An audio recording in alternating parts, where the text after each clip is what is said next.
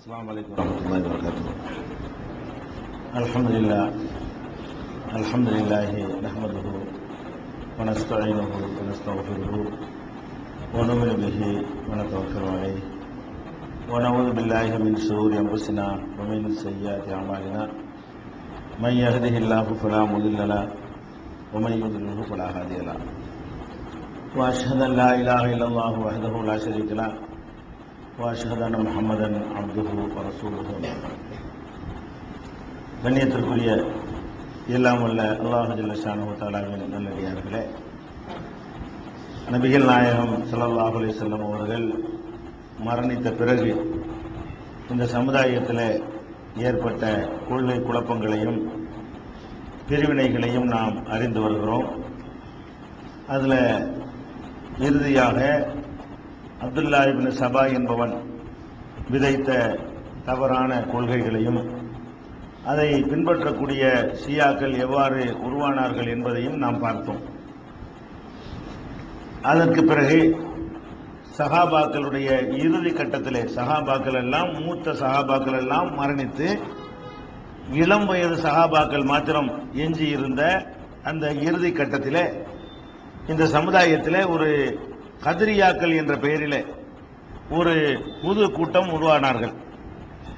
அந்த கதிரியா என்ற பெயரிலே இன்றைக்கு ஒரு கூட்டம் இல்லாவிட்டாலும் அவர்கள் என்ன கொள்கையை விதைத்தார்களோ அந்த கொள்கைக்கு ஆட்பட்டவர்கள் இன்றைக்கும் இருந்து கொண்டிருக்கிறார்கள்.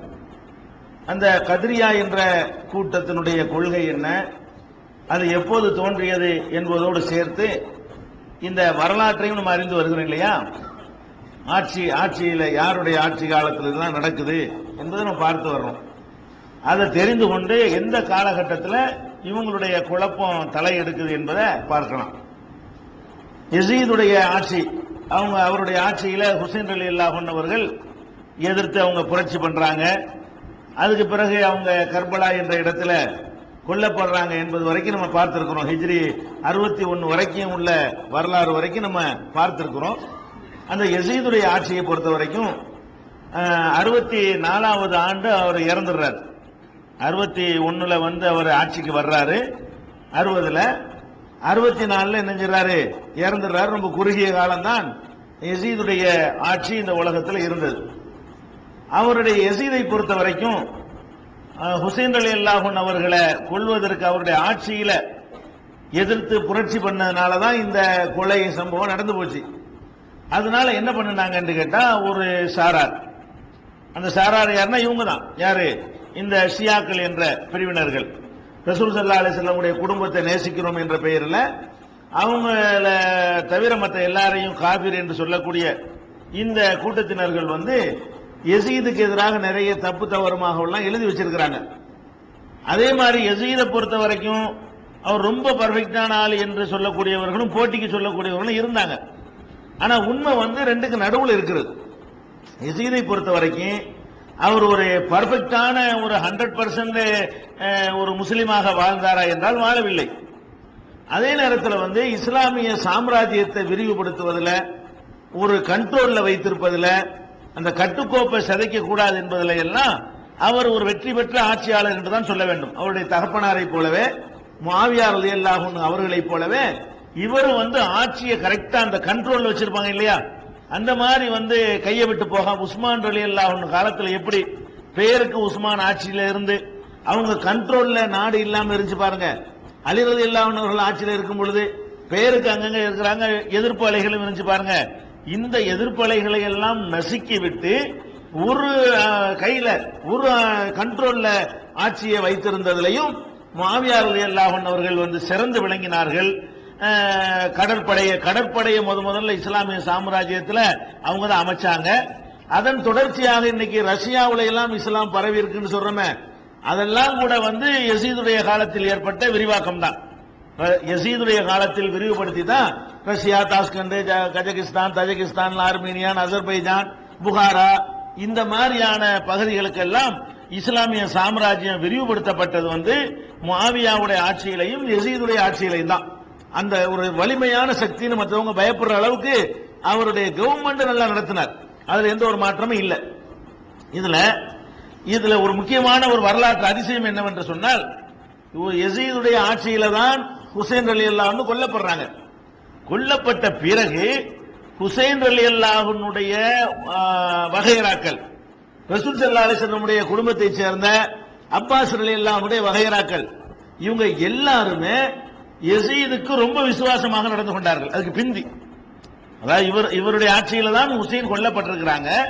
அப்படி கொல்லப்பட்டிருக்கும்போது என்ன பண்ணணும், ஹுசைன் மகன் வந்து அவருக்கு எதிர்ப்பா இருக்கணும், அவங்க குடும்பத்தார்கள் எதிர்ப்பா இருக்கணும், ஏதாவது ஒரு புரட்சி வெடிக்கும் பொழுது அவங்க வந்து அதை தூண்டி விடக்கூடியவங்களா இருந்திருக்கணும். அது மாதிரியான தோன்றுகிற நேரத்தில் எல்லாம் ஆஃப் பண்ணக்கூடியவர்களாக இருந்திருக்கிறார்கள்.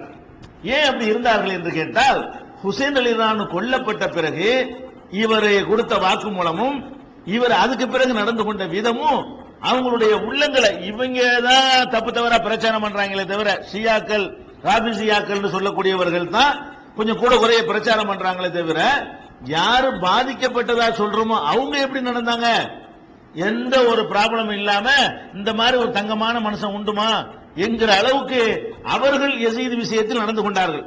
அதுக்கு சான்றாக சொல்வதாக இருந்தால், ஹசன் ரலியல்லாஹு அன்ஹு அவர்கள், ஹுசைனுடைய அண்ணன், அவர் இறந்த பிறகு அவரை ஹசன் வந்து பிந்தி இறக்கிறார். ஹுசைன் வந்து யுத்தத்தில் தம்பி கொல்லப்பட்டுட்டாலும் அண்ணங்காரர் வந்து இயற்கையா மூத்தாகிறாரு. ஹசன் ரலியல்லாஹு அன்ஹு கொல்லப்பட்ட, ஹசன் ரலியல்லாஹு அன்ஹு இறந்து போன உடனே அந்த நோய் இறப்பு விசாரிப்பாங்க இல்ல, துக்கம் விசாரிக்கிறது, துக்கம் விசாரிக்கிறதுக்காக வேண்டிய அவரு அப்துல்லா இப்னு அப்பாஸ் அவங்கள்ட்ட வந்து யார் வர்றான்னு கேட்டா, இப்னு அப்பாஸ் தான் வர்றாரு. யாரு? யசீது. இப்னு அப்பாஸ் ரசூலுல்லாஹ்வுடைய குடும்பத்துக்கு பெரிய ஆளா இப்ப இருக்கிறாரு. அவங்க ஹசன் மௌத்தா போயிட்டாங்கன்னா அதை யார்கிட்ட விசாரிக்கணும், அவங்களுடைய வகையராவை சேர்ந்தவங்கள்ட்ட தான், ஹாஷிமி பனு ஹாஷிம்கள்ட்ட தான் விசாரிக்கணும். அதுக்காக வேண்டி அப்பாஸ் ரலியல்லாஹு அன்ஹு அவர்கள்ட்ட வந்து விசாரிக்கிறாரு. விசாரிச்ச உடனே அவர் தேடி வர்றாரு, அப்பாஸ் ரலியல்லாஹு அன்ஹு இருக்கிற இடத்தை தேடி அவர் வந்து ஷாம்ல இருந்து மதீனாவுக்கு வர்றாரு. எதுக்காக வேண்டி, ஹசன் ரலியல்லாஹு அன்ஹு அவங்க இறந்துட்டாங்களே அதுக்கு ஆறுதல் சொல்லிட்டு போறதுக்காக தான் நான் வர்றேன்னு சொல்லி, வென்றெடுப்பதில் கரெக்டா இருக்கான்னு பாருங்க. அவர் வந்து ஆட்களை வென்றெடுப்பதில் அதுக்குன்னு மெனக்கெட்டு வந்து என்ன செய்யறாரு, விசாரிக்கிறதுக்காக வர்றாரு. வந்த உடனே அப்பாஸ் ரலியல்லாஹு அன்ஹு என்ன பண்றாங்க, அவருக்கு வாழ்த்து சொல்லி அவரை கண்ணியமா கூட்டிக்கிட்டு போய் அவர் பக்கத்தில் உட்கார்ந்து தனக்கு போடுகிற அந்த இருக்கையை விட அவர் கொஞ்சம் உயரமான இருக்கையை போட்டு உட்காருங்க அப்படிங்கிறார். யாரு? இப்னு அப்பாஸ் ரலியல்லாஹு அன்ஹு அவர்கள், அதாவது ரசூலுல்லாஹ்வுடைய குடும்பத்தை சேர்ந்தவர்கள் இவங்க எல்லாம். அப்படி ஒரு மரியாதை செலுத்துறாரு. ஆனா யசீத் வந்து அதை மறுத்துறாரு. இல்ல, உயரமா நீங்க போடக்கூடாது, நான் வந்திருக்கிறது வந்து வாழ்த்து பெறுவதற்கு வரல, உங்களுடைய ஜனாதிபதிங்கிற அடிப்படையில் நான் வரல, நான் வந்திருக்கிறது வந்து ஹசன் ரலியல்லாஹு அன்ஹுடைய மரணத்திற்கு நீங்க எல்லாம் கவலைப்பட்டிருப்பீங்க இல்லையா, ஆறுதலுக்கு தான் வந்திருக்கிறேன்னு சொல்லி தலையில உட்கார்ந்துட்டார். அப்படி உட்கார்ந்து அப்படி ஒரு மக்களை வென்றெடுக்கக்கூடிய வகையில அவர் நடந்திருக்கிறார் என்பதை எல்லாம் என்ன செய்யறோம், அது ஒரு வகையில பார்க்கிறோம். இது ரசூலுல்லாஹ்வுடைய குடும்பத்தை சேர்ந்தவர்கள் தான், இது ஒரு விஷயம்.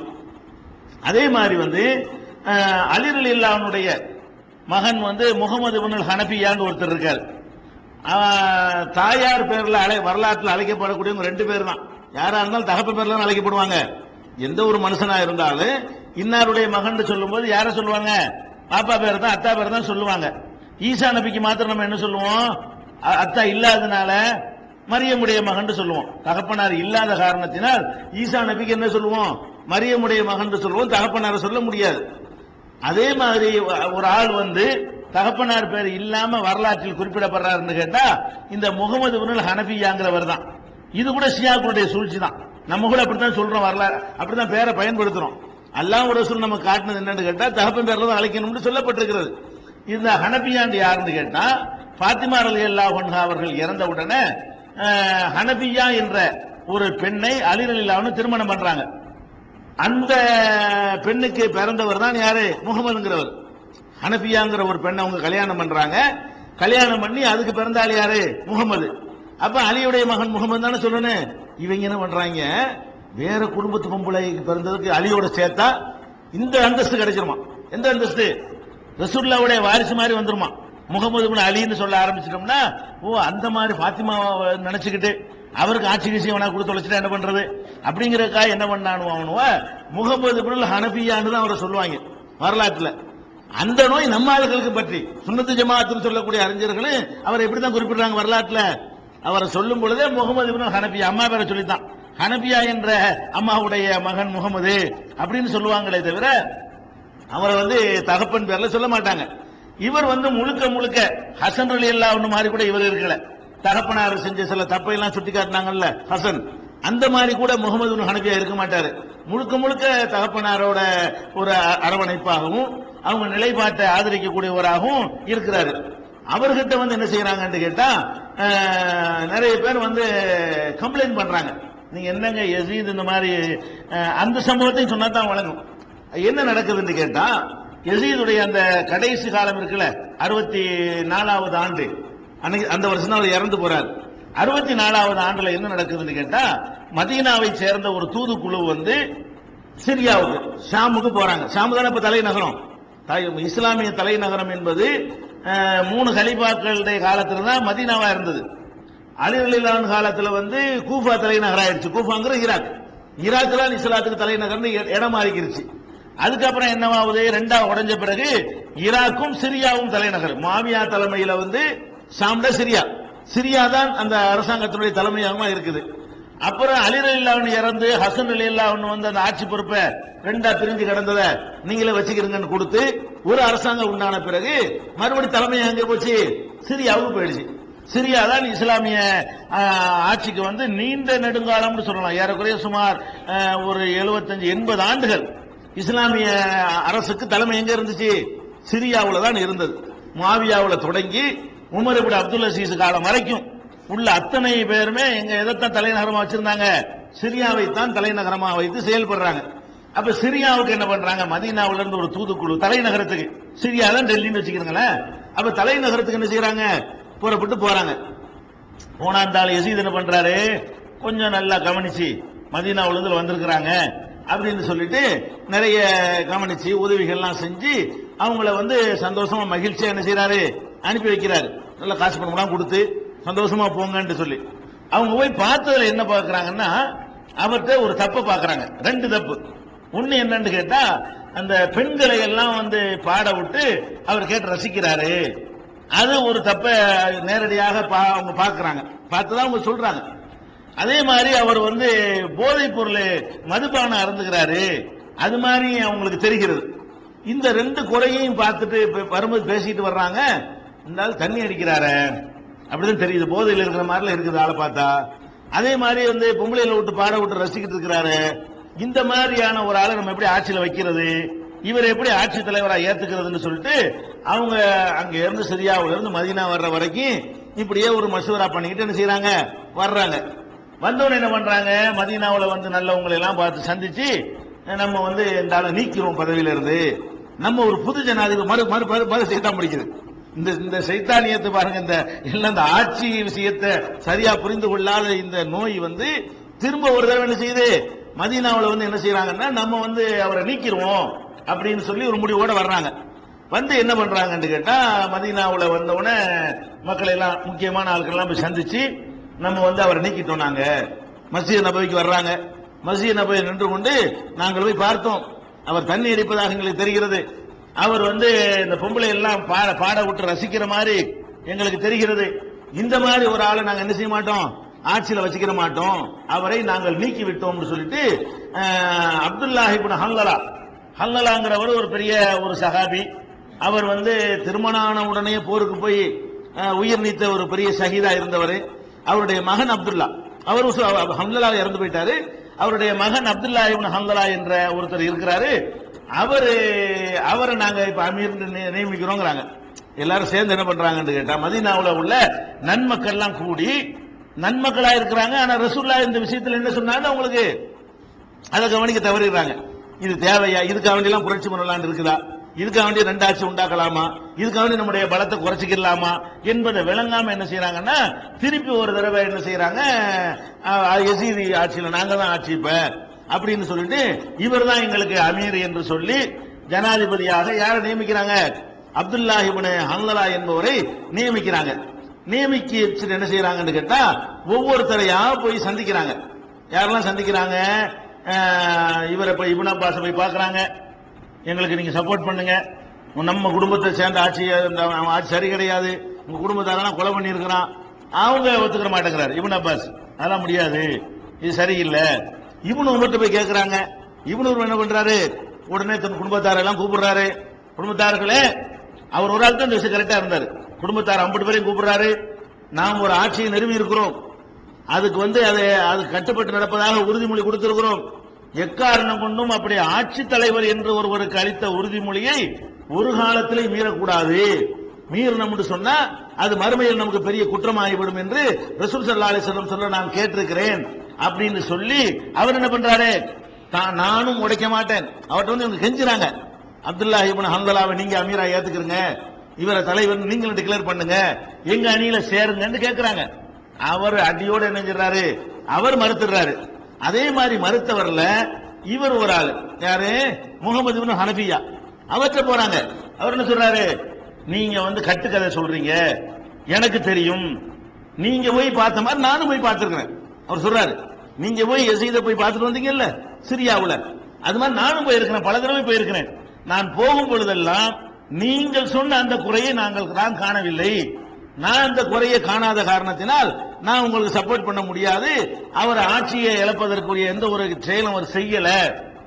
அப்ப அவங்க எல்லாம் செய்யறாங்க, சொல்றாங்க உங்களுக்காக நடிச்சிருப்பாரு அப்படின்னு எடுத்து போடுறாங்க. அவர் என்ன செய்யறாரு, எனக்காக நீ நடிக்கணும், அவர் ரசூலுல்லாஹ்வுடைய பேரப்புள்ள விஷயத்தில் நடிக்கல, அவருக்கு அதிகாரம் இருக்கு, ஆட்சி அவர்கிட்ட இருக்கிறது, என்கிட்ட என்ன இருக்குது, எனக்கு பயந்துகிட்டு அவரையா நடிக்கணும், என்னைய திருப்திப்படுத்தல அவருக்கு என்ன லாபம் இருக்குது, என்னால அவருக்கு என்ன ஆதாயம், என்கிட்ட நடிக்கிறதுக்கு என்ன ஆதாயம் இருக்கிறது, நான் என்ன பெரிய மக்கள் செல்வாக்கு பெற்றவனா, அல்ல காசு பணம் உள்ளவனா, அதிகாரம் உள்ளவனா, அப்படிலாம் ஒண்ணும் இல்லையாப்ப, என்கிட்ட அவர் நடிக்கிறாரு. நான் போய் பார்க்கிறேன், ஒரு சாதாரணமா எல்லா ஒரு சராசரி முஸ்லீம், ஒரு பர்ஃபெக்டா அப்படி 100% சொல்ல முடியாவிட்டாலும் ஒரு சராசரி முஸ்லீம் இருக்கிற அளவுக்கு உள்ள விஷயங்கள்லாம் இருக்கிறது. இஸ்லாத்துக்கு எதிரான ஒரு போக்கையெல்லாம் நான் காணவில்லை என்று இவங்க எல்லாம் யாரு, இவங்க தான் உண்மையில எதிர்க்க கடமைப்பட்டவங்க.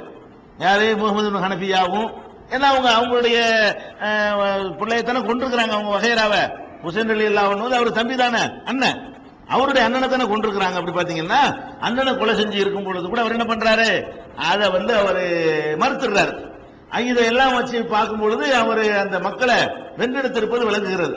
அதே மாதிரி இப்னு கசீர் போன்ற ஆய்வு பண்ணக்கூடிய அறிஞர்கள் என்ன பண்றாங்க, இவர் அந்த ஹுசைன் ரலியல்லாஹு அன்ஹு கொல்லப்பட்ட உடனே யார் கொல்றான்னா அப்துல்லாஹ் இப்னு ஜியாத்ங்கிறவன் தான் தளபதி, ஜனாதிபதி தான் யசீது. இந்த கர்பலாவுடைய யுத்தத்துல யசீதுடைய படைக்கு தலைமை தாங்கினது யாருன்னு கேட்டா அப்துல்லாஹ் இப்னு ஜியாத்ங்கிற ஒரு ஆளு.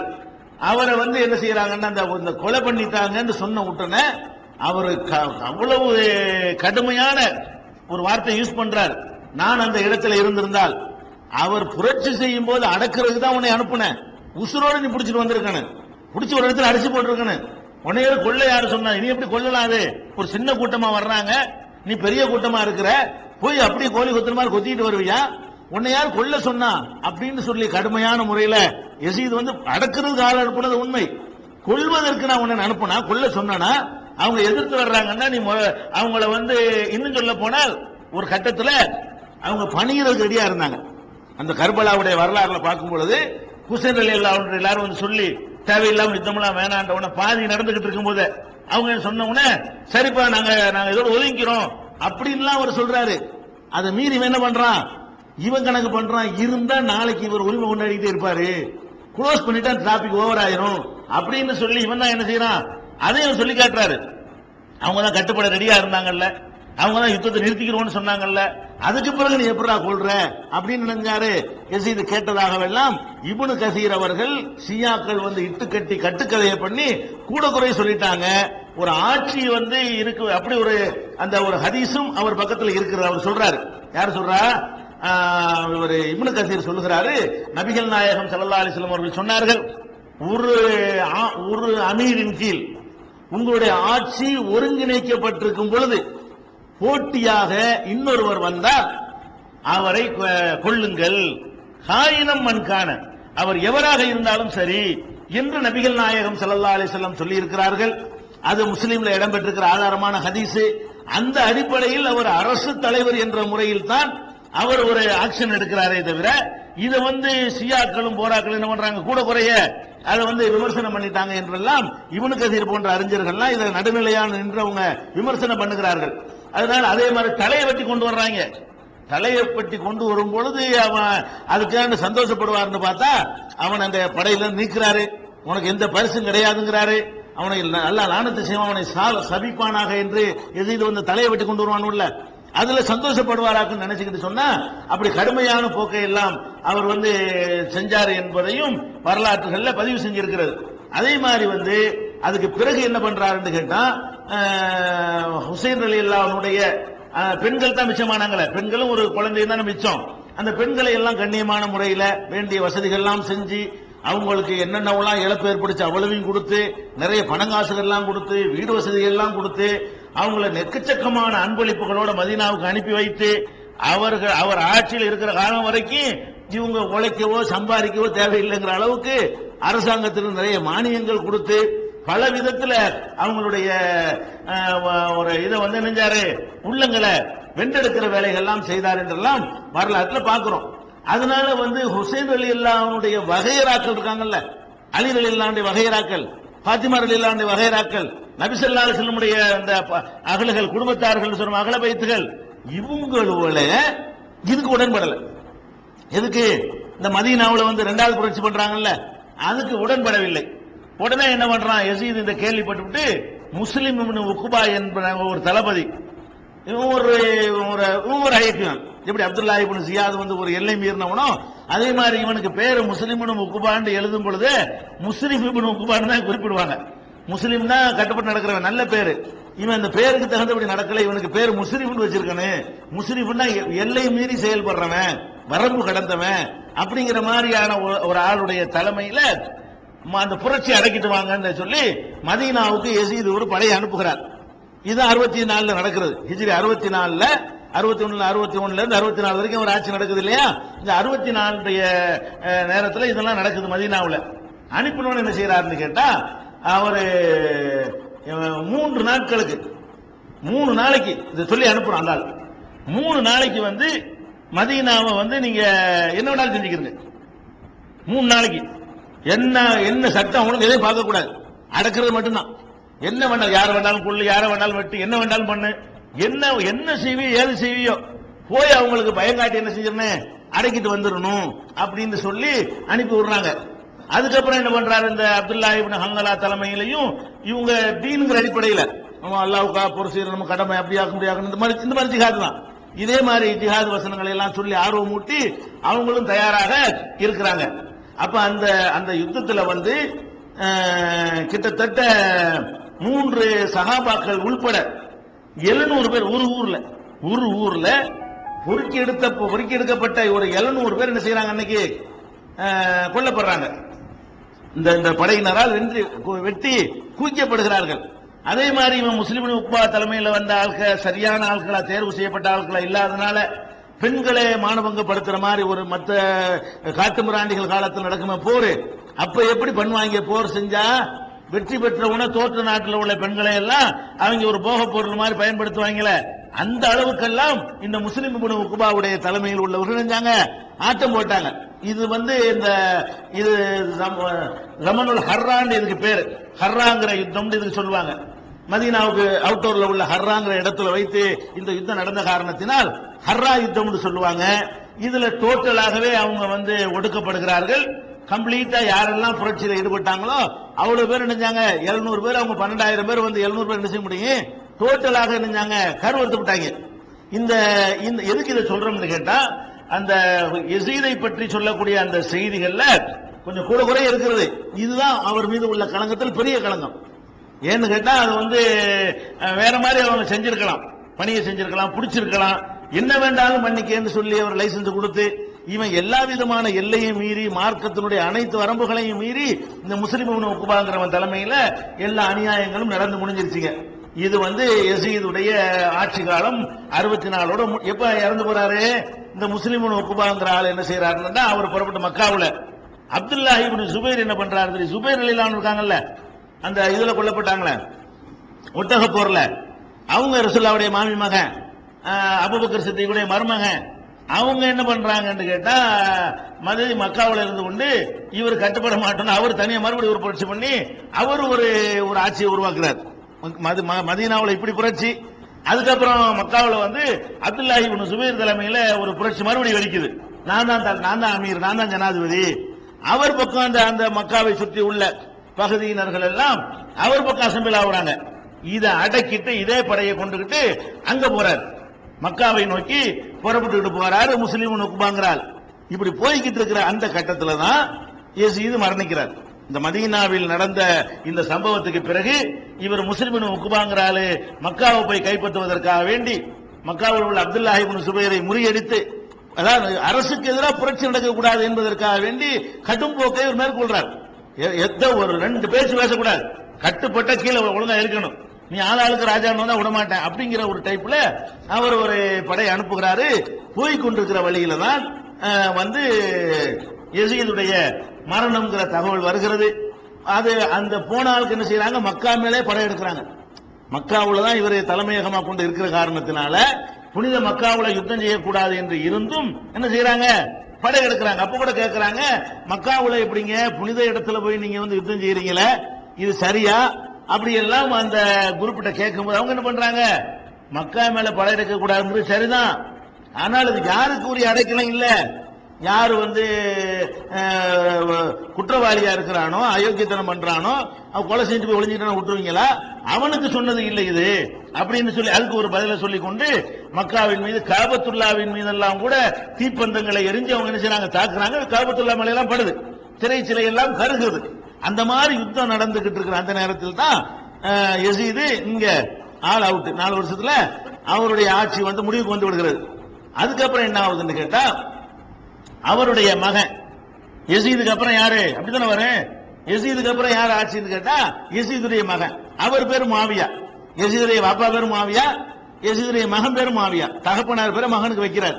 அப்ப யசீது வந்து அவர் இறந்த பிறகு அவருடைய மகன் முஆவியா என்பவர், யசீது முஆவியா என்பவரை ஜனாதிபதியாக 64 இவர் கொல்லப்பட்ட பிறகு தேர்ந்தெடுக்கிறாங்க. அந்த ஆட்சி கொஞ்ச நாளைக்கு நடக்குகிறது. இப்படி நடந்த உடனே அப்துல்லாஹி இப்னு சுபைர் ஒரு பக்கம் அவரை புரட்சி பண்ணிட்டு இருக்கிறாரா, நான் தான் தலைவருங்கிறாரு. இதுல ஒரு விஷயம் என்னன்னு கேட்டா, அந்த ஒரு பரிதாபமான விஷயம், இந்த ஆள் ரொம்ப நல்ல ஆள். யாரு, யசீது மாதிரி ஆள் கிடையாது. யசீதுடைய மகன் ரொம்ப சாலிகான தங்கமான ஆள் என்று பெயர் எடுத்தவர்.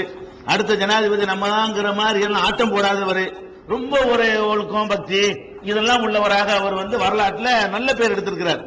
அந்த முஆவியா, யசீதுடைய மகன் முஆவியா அந்த மாதிரி இருந்த உடனே அவர் ஆட்சியில வந்து எவ்வளவு நாளைக்கு இருந்தார்னு கேட்டா வெறும் 40 நாள்.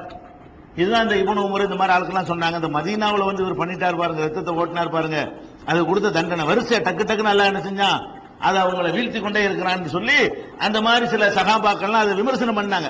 நல்லா தான் போயிட்டு இருந்துச்சு. இந்த மாதிரி மதீனாவுல வந்து இந்த மாதிரியான ஒரு இதை வந்து ஒரு எல்லை மீறி அடக்கிறதுங்கிறது வரைக்கும் அரசாங்கத்துக்கு உரிமை இருக்கிறது. கற்பழிக்கிறது வேற மாதிரியான சூறையாடுவது என்பதெல்லாம் மார்க்க அனுமதிக்காத விஷயம். அந்த மாதிரி ஒரு எல்லை மீறின காரணத்தினால அவனுக்கு இவன் பிள்ளைய கொண்டு ஆட்சியில் வச்சு பார்த்தா அவரு வந்து 40 நாள்ல ஆளு அவர் போயிட்டார். 40 நாள் தான் வெறும் ஆட்சி. யசீதுக்கு அப்புறம் அவர் 4 வருஷம், இவர் 40 நாள். 40 நாள் கூட இல்லைன்னு அதுல கூட வரலாற்று ஆசிரியர்கள் வந்து 40 இல்ல 20 நாள் தான் என்று 2 கருத்து சொல்றாங்க. 40க்கு மேலே யாரும் சொல்ல காணோம். வெறும் 20 நாள்ல ஆட்சி, 40 நாள்ல ஆட்சி என்பது ரொம்ப குறுகிய காலத்துல போன உடனே டக்குன்னு என்ன ஆகுது, அந்த மௌனம் வச்சாங்க அதுவும் போச்சான உடனே பொதுவாக சைக்காலஜிக்கல ஒரு மனிதர்கள்ட்ட மாற்றம் வரும்ல, என்னடா அந்த 4 வருஷத்துல போயிட்டான், டக்குன்னு மௌனத்துக்கு வச்சாங்க அவனும் போயிட்டான், இப்ப பேசாம இவருக்கு பின்னாடி நம்ம போயிருவோம் அப்படின்னு சொல்லி இவருடைய வலு அதிகரிக்குது. இப்ப யாரு, அப்துல்லாஹி இப்னு சுபைருடைய வலு வந்து அதிகரிக்குது. அந்த பக்கம் போய் எல்லா பிரச்சனை சாயிறாங்க. பஸ்ரா கூபா விடணும்னா வந்து என்ன செய்யறாங்க, நீங்க உங்க பக்கம் நாங்க இருந்துக்கிறோம் அப்படிங்கிற மாதிரியான ஒரு நிலைமை ஏற்படுகிறது. இந்த நிலையில தான் இவருக்கு வாரிசு பை இல்ல. முஆவியா ரலியல்லாஹு அன்ஹுக்கு வந்து யசீதுக்கு ஒரு முஆவியா, இந்த முஆவியாவுக்கு என்ன கிடையாது, அடுத்து ஒரு ஆட்சியாளர். இவர் கொஞ்சம் சின்ன வயசு பிள்ளையா தான் இருந்திருப்பாரு. அவர் யசீது இறந்த உடனே ஆட்சிக்கு வரும்போது 20 வயசு இந்த மாதிரி ஆளா இருந்திருப்பாரு. அவருக்கு எந்த ஒரு வாரிசு பிள்ளை குட்டி எல்லாம் கிடையாது. 40 நாள்ல போயிட்டாரு. ஒரு 10 வருஷம் இருந்திருந்தாருன்னா அவருக்கு ஒரு பிள்ளை இருக்கு. 5 வயசு பையனை கூட ஆட்சியில் வச்சுக்கிட்டு ஜனாதிபதி சொல்ற வழக்கம்லாம் உலகத்தில் இருந்துச்சு. அது கூட நடந்திருக்கும். ஆனால் அவன் எந்த ஒரு வாரிசும் இல்லாம போன உடனே யாரை நியமிக்கிறது என்ற ஒரு வெற்றிடம் அங்க ஏற்படுகிறது. நேரடியாக நியமிக்கிறதுக்கு ஒரு வழி இல்லைன்னு சொல்லி அதுக்கெல்லாம் என்ன பண்றாருன்னு கேட்டா அப்துல்லா இப்னு ஜுபைர் மக்காவை கைப்பற்றிக்கிட்டு அவர் நான் தாங்கிறாருல, அவர் அப்படியே விரிவுபடுத்தி மதீனா வரைக்கும் வந்துட்டாரு. மதீனாவில் வந்து இந்த உமையா கோத்திரத்தை பூரா வெளியேத்து அப்படிங்கிறார். உமையா இந்த உமையா கோத்திரம்னா என்னன்னு விளைவிக்கணும். அதாவது உஸ்மான் ரலியல்லாஹு இருக்காங்கல்ல, உஸ்மான் ரலியல்லாஹுடைய பாட்டனார் பேர் தான் பாட்டனாருக்கு தகப்பனார். அதுக்கு என்ன சொல்றது, கொள்ளு தாத்தாவா? கொள்ளு தாத்தா. அதாவது உஸ்மான் ரலியல்லாஹுடைய தகப்பனார் வந்து அஃபான், அஃபானுடைய தகப்பனார் வந்து அபுல்லாஸுடைய தகப்பனார் உமையா. இந்த உமையா வழியில வர்றவங்களை தான் பனு உமையாக்கள் சொல்லுவாங்க. உமையா ஆட்சிங்கிறாங்கல்ல, உமையா ஆட்சிங்கிறாங்கல்ல, உஸ்மானும் பனு உமையாவை சேர்ந்தவர் தான். ஏன்? உமையாவுடைய மகனுடைய மகன் அவர். அதே மாதிரி வந்து முஆவியா ரலியல்லாஹு இருக்காங்கல்ல, அவர் யாரு? உஸ்மான் அலி, அவரும் உமையாவுடைய வழியில வந்தவர் தான். எப்படி? இவரு முஆவியாவுடைய தகப்பனார் வந்து அபு சுஃபியான், அவர் சஹாபி, இவர் சஹாபி. அபு சுஃபியானுடைய தகப்பனார் ஹர்பு, அவர் சஹாபி இல்ல, அவர் காபிரா இருந்தவர். அந்த ஹர்புடைய தகப்பனார் தான் உமையா. அப்ப உமையா என்பவருடைய மகன் ஹர்பு, ஹர்புடைய மகன் அபு சுஃபியான், அபு சுஃபியானுடைய மகன் வந்து முஆவியா. அவரும் உமையாக்களுடைய வந்துடுறாரு. அதே மாதிரி வந்து உஸ்மான் ரலியல்லாஹுக்கு கெட்ட யோசனை சொல்லிக்கிட்டே ஒரு ஆள் இருந்தாரு, எல்லாத்தையும் கெடுத்து நாசமாக்கினவரு மர்வான் பின் ஹக்கம். அவர் யாருன்னு கேட்டீங்கன்னா மர்வானுடைய தகப்பனார் ஹக்கமுடைய தகப்பனார் வந்து அபுல்லாஸ், அவருடைய தகப்பனார் உமையா. இப்ப எல்லாருமே அந்த உமையாக்களா இருக்கிறாங்க. எதுக்கு இதை சொல்றேன்னு கேட்டா, இப்ப மர்வான் அங்க இருக்காருல, உமையா வழியில யாரெல்லாம் இருக்கிறாங்களோ, அதாவது உஸ்மானுடைய இனம், முஆவியாவுடைய இனம், அபு சுஃபியானுடைய இனம், யாரெல்லாம் மதீனாவில் இருக்கிறாங்களோ எல்லாத்தையும் வெளியேத்து அப்படின்னு சொல்லி ஒரு ஆளை கவர்னரை அனுப்பி அப்துல்லா இப்னு ஜுபைர் என்ன பண்றாரு, மதீனாவில் இருந்த பனு உமையாக்களை விரட்டுறார். அதுல மர்வான் இருக்கிறார், மர்வான் இப்னு ஹக்கம் அங்க இருக்கிறார். அவரும் விரட்டப்பட்ட ஆள்ல என்ன செய்யறாரு, விரட்டணும் வேற என்ன போக்கிட இருக்கு, எங்க ஷாமுக்கு போயிருவோம், சிரியாவுக்கு போயிருவோம் அப்படின்னு அவர் போறாரு. போற இடத்துலதான் இந்த 40 நாள் இவர் மகன் இறக்குறாரு. இப்ப இந்த வெற்றிடமா வந்த உடனே, வாரிசு இல்லாம போன உடனே இவருக்கு இப்ப லக்க அடிக்குது. இவரு உஸ்மான் வழியில வந்தவருங்கிற அந்த கோத்திரத்துல வேணா பனு உமையாவா இருக்கலாம். இப்ப என்ன ஆகுது, அங்கனக்குள்ள உள்ளவங்க எல்லாம் சேர்ந்து நம்ம பனு உமையாவை நம்ம தக்க வச்சு ஆகணும் அப்படின்னு சொல்லி மர்வான் தலைமையில் என்ன செய்யறாங்க, ஆட்சியை அவரை கலீஃபான்னு இவங்க டிக்ளேர் பண்றாங்க. கொஞ்ச நாள் வெற்றிடமா இருந்து யார என்ன வாரிசு இருந்தா டக்குன்னு அறிவிச்சிருவாங்க. வாரிசு இல்லைன்ற உடனே இவரை போடுவோம், அவரை போடுவோம், இவரை போடுவோம், அவரை போடுவோம், காலியா இருக்கிறது. அந்த காலியா இருக்கக்கூடாது என்பதற்காகவே இவருடைய பலம் அதிகரிக்குது. யாருக்கு? அப்துல்லா இப்னு ஜுபைருக்கு. மக்காவை தலைநகரமாக கொண்டு அவர் ஒரு கவர்மெண்ட் நிறுவுறாருல, அதனுடைய வலு அதிகரிக்கிறது. ஆனால் வந்து அதிகரிச்சாலும் இந்த மர்வான் என்பவரை தூக்கி ஆட்சியாளரை போடுறாங்க. நம்ம இனம்ங்கிற எல்லாம் உமையா கோத்திரமா இருக்கிறதுனால அவரை தூக்கி ஆட்சியில போட்ட உடனே அவர் என்ன செய்யறாருன்னு சொன்னா, ஒரு சரியான திறமையான ஆளு. ஏன்னா ஏற்கனவே உஸ்மான் நாடு அனுபவப்பட்டிருக்கிறாரு. அவரெல்லாம் கொண்டு விட்டாங்க. அதுக்கப்புறம் முஆவியாவுக்கு எல்லா வகையான யோசனை சொல்லக்கூடியவராக இருந்தாரு. இவர் என்ன பண்ணிட்டாருன்னா, உட்கார்ந்த உடனே 9 மாசம் தான் வெறும் 9 மாசம் இவர் இருக்கிறார். 9 மாசத்துல இவர் மண்டையை போட்டுறாரு. இந்த 9 மாசத்துக்கு இடையில அப்படியே கவர்மெண்டே ஒரு ஸ்டடி பண்ணி என்ன செஞ்சிடறாரு, ஒரு வலுப்படுத்திடுறாரு. அப்துல்லா இப்னு ஜுபைர் பக்கம் இருந்தவங்களை எல்லாம் கொஞ்சம் கொஞ்சமா வென்றெடுக்கிற வேலைகளை செய்து கடைசியா அப்துல்லா இப்னு ஜுபைருக்கு எதிராக படைய அனுப்பி அங்க வச்சு அவரை கொலை பண்றாங்க. அப்துல்லா இப்னு ஜுபைரை ஆட்சியை வந்து மறுபடி அதே மாதிரியான ஒரு கண்ட்ரோல் இவர் கொண்டு வந்துடுறாரு. கொஞ்சம் சின்ன இடைவெளியில தான் மதீனாவில் ஒரு புரட்சி, மக்காவில் ஒரு புரட்சி. பழையபடி என்ன ஆயிடுது, இவங்க கையில எல்லாமே கையில எடுத்துடுறாங்க. இப்ப சம்பந்தம் இல்லாத ஒரு ஆள் கவர்மெண்ட் வர்றாரு பாருங்க. ஒரு அபூபக்கருடைய வாரிசு வரக்கானா, ஒரு உமர் ரலியல்லாஹுடைய வாரிசு வரக்கானா, ஒரு உஸ்மான் ரலியல்லாஹுடைய வாரிசு வரக்கானா, ஒரு அலி ரலியல்லாஹுடைய வாரிசு கூட வரக்கானா. பெரிய பெரிய பெரிய பெரிய சஹாபாக்கள்லாம் இருந்தாங்களே, அவங்கள சில பேர் கூட மிச்சமா இருக்கிறாங்க. இந்த இப்னு உமர்லாம் இருக்குதான் செய்யறாரு. நீங்க பெரிய சஹாபி அதெல்லாம் பார்க்க தயாரா இல்ல. எல்லாம் இனம் குலம் கோத்திரம் இதுதான் நாங்க பேசுகிறது. அப்ப இவங்க என்ன பண்றாங்க, மறுபடியும் அந்த இனத்துக்காரர் நம்ம இனத்துக்காரரை கொண்டாந்து வைக்கணும்னு சொல்லி மர்வான்கிறவரை கொண்டே வச்சுட்டாங்க. இவரை உஸ்மான் காலத்திலேயே ஆள் கரப்ட், நிர்வாகம் நல்லா பண்ணுவாரே தவிர, கொஞ்சம் கடுப்படியா இருப்பாரே தவிர, மற்றபடி ஒழுக்க வாழ்க்கையெல்லாம் எதிரை விட மோசம் சொல்லுவான். அந்த மாதிரியான ஒரு ஆளு. அதனால வந்து நிறைய அந்த அபு சயீதுல் குத்ரி சண்டையெல்லாம் நடக்குமே. அபு சயீதுல் குத்ரி வந்து மெம்பர்ல ஏறும்போது பிடிச்சி இழுப்பார, இவரை தான் ஆளு. மெம்பர்ல பெருநா தொழுகையெல்லாம் மாத்துறாரு. ரசூல் ஸல்லல்லாஹு அலைஹி வஸல்லம் நீ சொன்ன காலம் மலை ஏறிச்சுன்னு சொல்லுவாரு. இவர் எப்படிப்பட்ட ஆளுன்னு கேட்டா, இவர் கையில் ஆட்சி உண்டாகி போச்சு. ஆனால் ஆட்சி எதிர்த்து புரட்சி பண்ணக்கூடாதுங்கிறதுக்காக எல்லாம் அடங்கி இருக்கிறாங்க. ஆனால் தப்பை எப்படி சுட்டி காட்டுறாங்க, ஒரு பெருநாள் அன்னைக்கு மெம்பர்ல ஜும்மா வந்து முன்னாடி வைக்கிறார், ஹுத்பாவை பெருநா தொழுகைக்கு பிந்தி தானே குத்பா வைக்கணும். பெருநா தொழுகைக்கு முந்தி குத்பா ஓதுறாரு. இவரு அந்த சிரியாவில் உள்ள பெரிய பள்ளிவாசல்ல கலீஃபா என்ற முறையில, ஜனாதிபதி என்ற முறையில அவர் பண்ணும் பொழுது சட்டையை பிடிச்சி இழுக்கிறார். அபூ சயீத் குத்ரி இறங்கு கீழே. ரசூல் ஸல்லல்லாஹு அலைஹி வஸல்லம் அவர்கள் தொழுத பிறகுதான் குத்பா ஓதினார்கள். ஜும்மா வெள்ளிக்கிழமைக்கு தான் இப்படி நடந்திருக்கிறது, பெருநாளைக்கு இப்படி கிடையாது அப்படின்னு சொல்றாரு. அவன் என்ன பண்றான், அதெல்லாம் முடியாது, நான் யார்தான் செய்வேன், மக்கள்லாம் வரமாட்டேங்கிறாங்க, பின்னாடி நான் பேசினா ஓடி போயிடுறாங்க, அதுதான் முன்னாடி உட்கார வச்சு தொழாம ஓட முடியாதுல்ல, அதனால தொழுகைக்கு உட்கார வச்சு நான் பேச போறேன், நான் பேச்ச கேட்க வைப்பதற்காக நான் இதை செய்யறேன்னு சொல்லி மார்க்கத்தை அவர் வளைக்கிறார். வளைக்கும் போது என்ன செய்யறாங்க, அபூ சயீத் புகார்ல வரக்கூடிய ஹதீஸ் நீ பார்த்திருப்பீங்க பல சந்தர்ப்பங்கள்ல, பெருநாளுங்கிற அத்தியாயத்துல இருக்கும். அப்ப அந்த ஆள் தான் இவர் அபூ சயீத் குத்ரி. என்ன செய்யறாங்க, சொல்லும் போது தான் சொல்றாரு, நீ சொல்லக்கூடியதெல்லாம் மலை ஏறி அதெல்லாம் இப்ப அமல்படுத்த இயலாதுங்கிறாரு. அப்ப இவங்களுக்கு மார்க்கத்தில் என்ன பட்டு பாத்தீங்களா, கவர்மெண்ட்ல ஒரு பெயரளவுக்கு ஒரு ஆட்சி இருக்கணுமே தவிர மற்றபடி சுண்ணத்துல நிலைநாட்டுவதோ மார்க்கத்தை கடைப்பிடிக்கிறதோ இஸ்லாத்தை மேலவங்க செய்வதோ கிடையாது. நம்ம ஆளுக்கு எப்படி இன உணர்வோட பார்ப்பாங்கல்ல, எங்க ஆளு அவன் என்ன இளவ வேண்டாம் இருந்துட்டு போறான், எங்க ஆளுங்கிற அடிப்படையில் ஒரு எல்லாத்தையும் திங்க் பண்றாங்க பாருங்க. அந்த மாதிரியான ஒரு ஆளாத்தான் மர்வான் இருந்தாரே தவிர இவர் மாத்திரம் குர்ஆன் சுன்னாவை கடைபிடிக்கக்கூடிய ஒருவராக இருந்திருப்பாரே. ஆனால் இப்ப நான் சொல்லக்கூடிய அந்த கொள்கை குழப்பம் வந்திருக்காது, இப்பதான் வருது அந்த கதிரியா. எதுக்கு இதை சொல்ற, மர்வான் வரைக்கும் எதுக்கு வர்றோம்னு கேட்டா, இந்த மர்வான் ஜுபைரு இது மாதிரி குழப்பம், இவங்களுக்கே ஒரு சரியான கொள்கையில பிடிப்பு இல்லாத ஒரு ஆட்களா இருக்கிறாங்க, மார்க்கத்தை பத்தி அக்கறை இல்லாத ஆட்களா இருக்கிறாங்க. இதை பயன்படுத்தி கொண்டுதான் அந்த அப்துல் மலிக் இப்னு மர்வானுடைய 9 மாச காலத்துக்கு பிறகு அவருடைய மகன் அவர் இறந்துறாரா, இப்ப ஒரு குழப்பமும் இல்லாம அவருடைய மகன் அப்துல் மலிக் இப்னு மர்வான் இறந்த உடனே இப்ப மர்வான் பரம்பரையா வந்துகிட்டு இருக்கும். ஆனா எல்லா உமையாக்கள் தான். மர்வான் இறந்த உடனே மர்வானுடைய மகன் அப்துல் மலிக் என்பவர் என்ன செய்யறாரு, திரும்பி ஆட்சிக்கு வருகிறார். இந்த அப்துல் மலிக் இப்னு மர்வான் காலத்தில் தான் இவங்களுடைய ஆதிக்கம். யார் ஆதிக்கம், கவர்மெண்ட் நடத்துறதுன்னு சொல்லிட்டு இவங்க வேற விஷயத்தை பார்த்தாங்களே தவிர மார்க்கத்தை பார்க்கல. எவன் வேண்டாலும் மார்க்கம் எதை வேண்டாலும் சொல்லலாம், எந்த நச்சு கருத்தை வேண்டாலும் விதைக்கலாம் என்கிற அளவுக்கு ஒரு லைசன்ஸ் கொடுத்த மாதிரி அந்த நிலைமை வந்த உடனே தான் அப்ப இந்த கதிரியாங்கிற குரூப் தோன்றுகிறது. இந்த கதிரியாவை தோற்றுவித்தவர் யாருன்னு கேட்டா மஅபதுல் ஜுஹனின்னு ஒரு ஆளு. இந்த மஅபதுல் ஜுஹனின்னு 2 பேர் இருந்திருக்கிறாங்க. ஒரு ஆளு சஹாபி, அவர் இல்லை, இவர் மஅபது ஹாலித் அல் ஜுஹனின்னு ஹதீஸ்ல எல்லாம் வரும், அறிவிப்பாளர்லாம் வரும், நபி தோழர் அவர். சில ஹதீசுகளை கூட அவர் அறிவித்திருக்கிறார். அதே பேர்ல அதே கோத்திரத்தில் உள்ள ஒரு ஆள் மஅபதுல் ஜுஹனின்னு இன்னொரு ஒருத்தன். இவன் சஹாபி கிடையாது, இவன் தாபியின் அந்த தலைமுறையில் உள்ள ஆள். அப்ப இந்த இவன் என்ன பண்றான்னு கேட்டா, அந்த கதிர் சிந்தனை, கதிர்னா என்ன தெரியுமா, அதாவது விதியை மறுக்கிறதா கதிரியாங்கிறது. ஒல் கதிரி ஹைரிஹி வ ஷர்ரிஹின்னு சொல்றீங்கல்ல, விதிங்கிறத மறுக்கிறது. இவனுக்கு ஒரு மஜூசி, ஒரு நெருப்பு வணங்கிய ஒருத்தன் இவனுக்கு நண்பனாக கிடைக்கிறான்.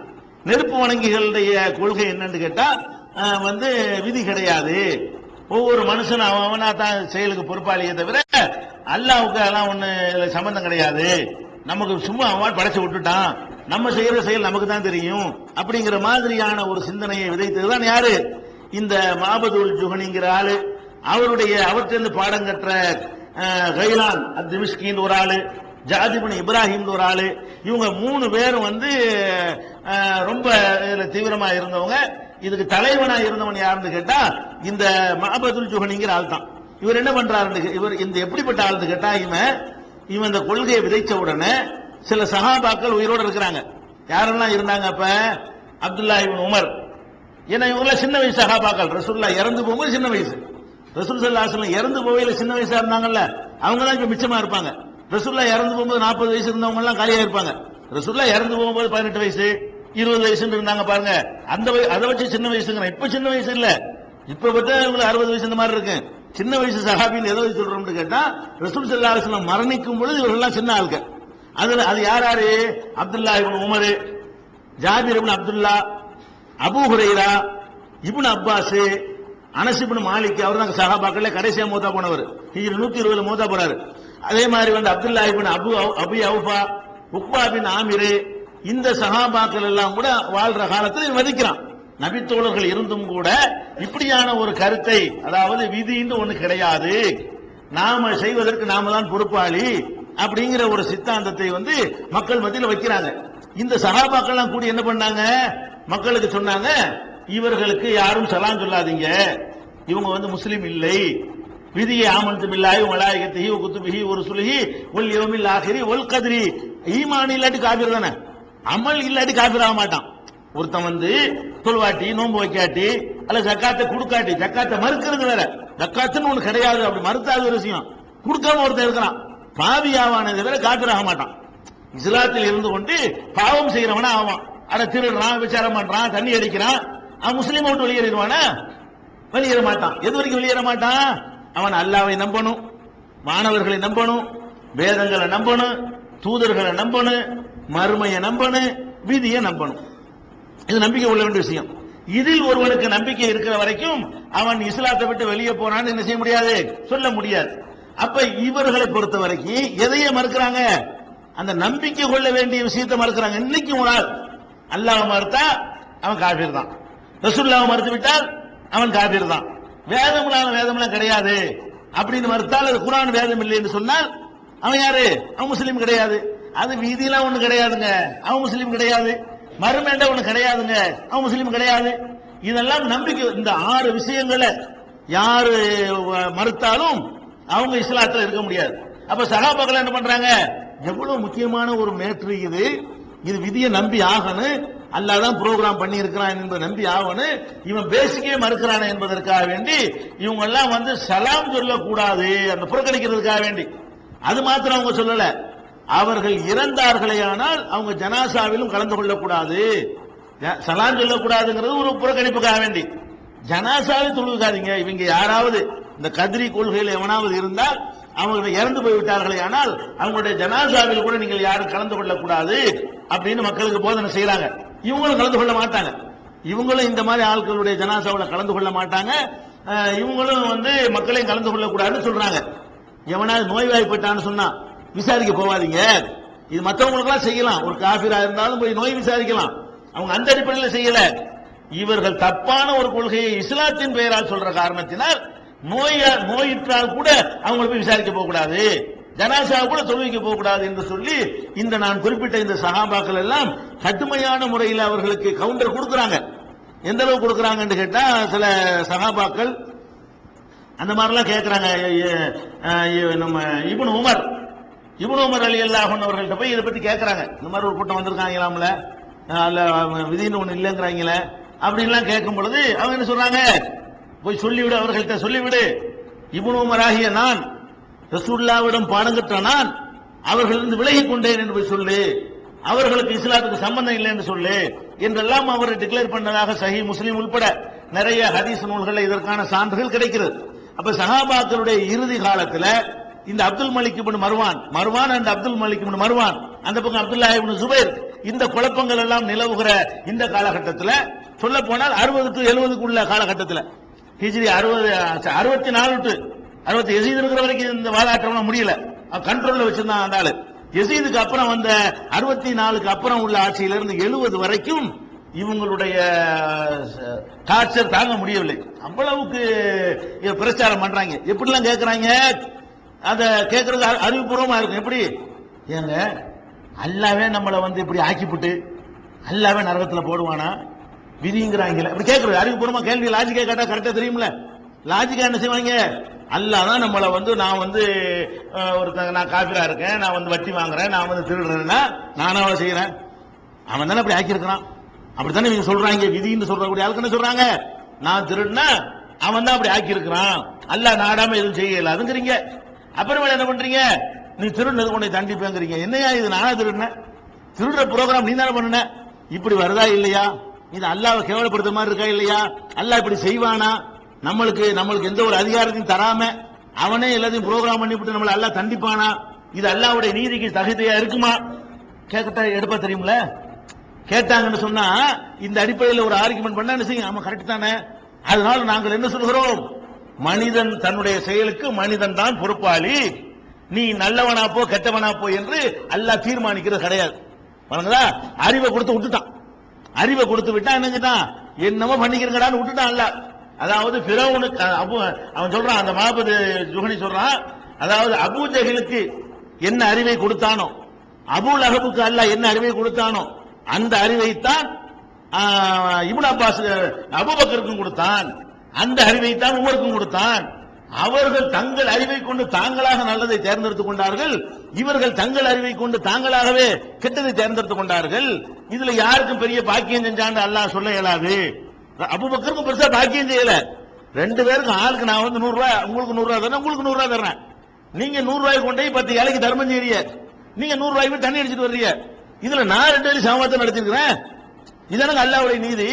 உனக்கும் 100 ரூபாய், உனக்கும் 100 ரூபாய் நான் தந்துட்டேன்.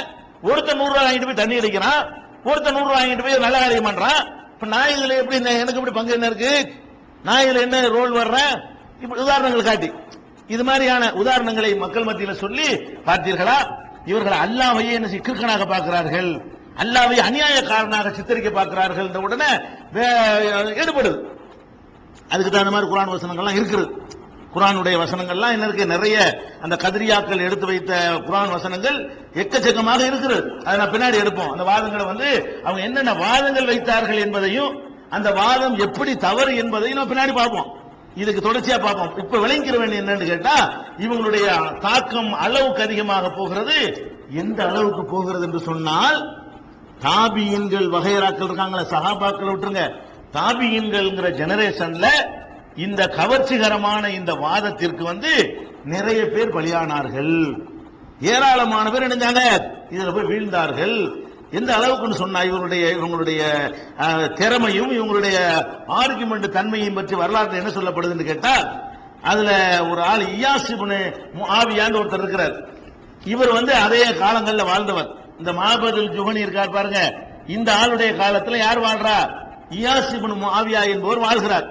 இவரை வந்து வரலாற்றுல எப்படி சொல்லுவாங்கன்னு கேட்ட, 80களில் உள்ள மக்கள் என்ன சொல்லுவாங்கன்னு கேட்டா, ஒவ்வொரு நூற்றாண்டுலையும் அல்லாஹ் ஒரு முஜத்திதை, இந்த மார்க்கத்தை வந்து புத்துயிர் ஊட்டக்கூடிய ஒருத்தர் அனுப்புவான்னு சொல்றாங்களே, அது வந்து இந்த நூற்றாண்டுல இவராத்தான் இருக்கணும் என்கிற அளவுக்கு இயாஸ் இப்னு முஆவியா என்பவர் வந்து ரொம்ப அற்புதமான ஒரு ஸ்காலர்.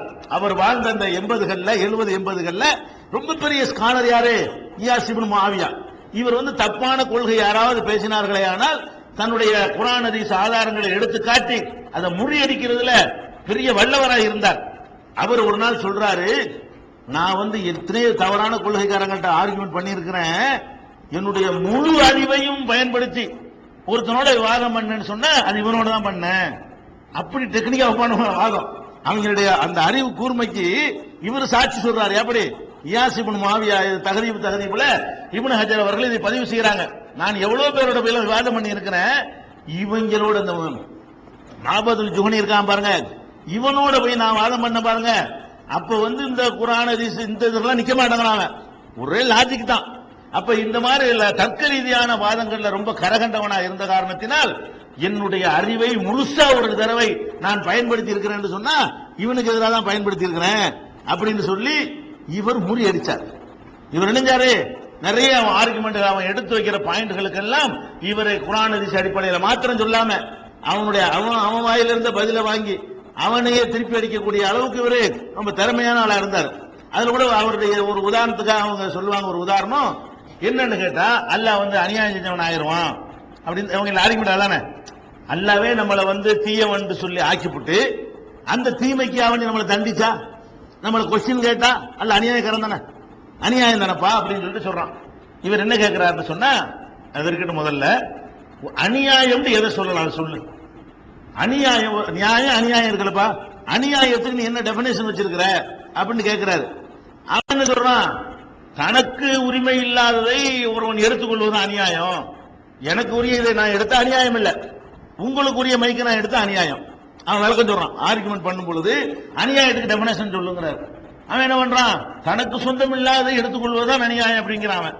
இவர் அதை எப்படி கேட்டாக்குண்டு, தனக்கு சொந்தம் இல்லாத எடுத்துக்கிறது அநியாயம், நம்ம எல்லாம் அவனுக்கு சொந்தமான ஆளுக்கு தானே, நமக்கு அவனுக்கு சொந்தமானது அவன் என்ன வேணாலும் செய்வான். அடே, அல்லாவுக்கு உனக்கு சொந்தமான ஒரு பேனாவை நீ உடைச்சா யாராவது கேட்க இயலுமா? உனக்கு சொந்தமான ஒரு பேப்பரை நீ போட்டு கிழிச்சா ஏதாவது கேட்க இயலுமா?